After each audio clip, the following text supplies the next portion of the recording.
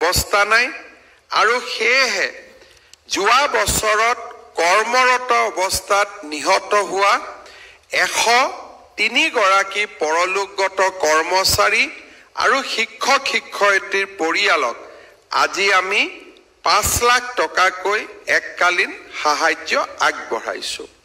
ইয়াৰ লগে লগে আমাৰ চৰকাৰে এই বছৰ এটা নতুন পদক্ষেপ লৈছে যে সৰ্বশিক্ষা অভিযানত ঠিকাভিত্তিক শিক্ষক ৰূপে কাম কৰা আটাইকেইজন শিক্ষকক 35,000 শিক্ষকত অসম চৰকাৰত নিয়মীয়াকৰণ অৰ্থাৎ অসম চৰকাৰৰ ৰেগুলাৰ কৰ্মচাৰী হিচাপে আমি নিযুক্তিৰ বাবে প্ৰক্ৰিয়া আগুৱাই লৈ গৈছো।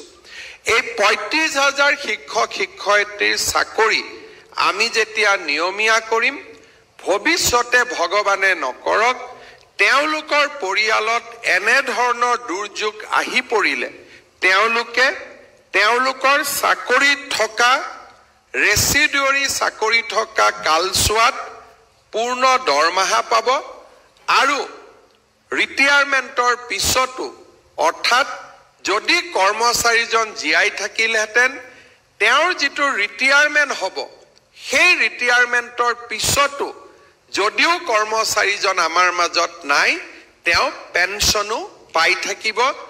আমাৰ এই ধৰণৰ ব্যৱস্থা অসমত আমি বৰ্তমান ৰূপায়ণ কৰি আছো।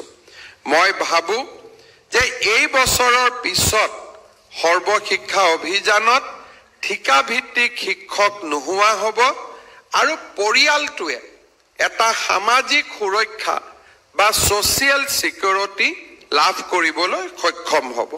আজিৰ দিনটোত মই পুনৰ এবাৰ 103 গৰাকী পৰলোকগত কৰ্মচাৰী শিক্ষক শিক্ষয়িত্ৰীৰ পৰিয়াললৈ সমবেদনা জ্ঞাপন কৰিছো আৰু বিদেহী আত্মাৰ সদ্গতি আকৌ এবাৰ কামনা কৰিছো।